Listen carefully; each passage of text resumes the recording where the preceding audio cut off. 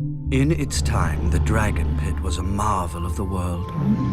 Full-grown Targaryen dragons nested beneath its massive dome. And even on the darkest nights, the walls seemed to glow with the fire of the great beasts inside.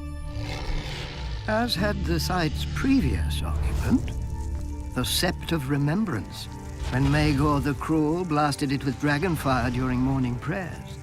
The screams of the dying men echoed through King's Landing all day, and a pall of ash and smoke hung over the city for a week.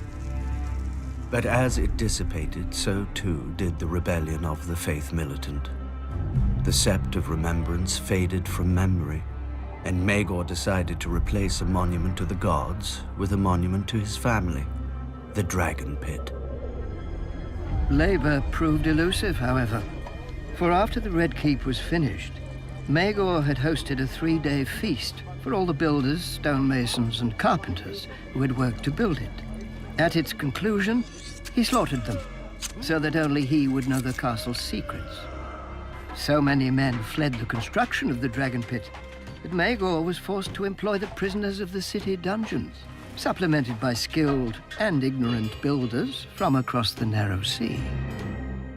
For more than a century, the Targaryens housed their dragons in the Dragon Pit. But dragons are not horses to be stabled or hounds to be kenneled. With each generation, the dragons became less massive, less swift, less long-lived. And less invulnerable. During the Dance of Dragons, 2 Targaryen factions killed a handful of their family's dragons while fighting each other.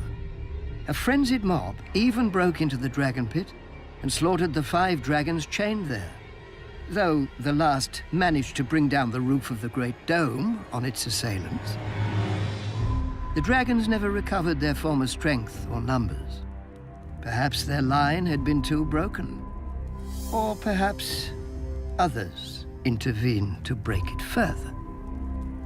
But the last dragon grew no larger than a cat, and its death earned Aegon, 3rd of his name, the epithet Dragonbane.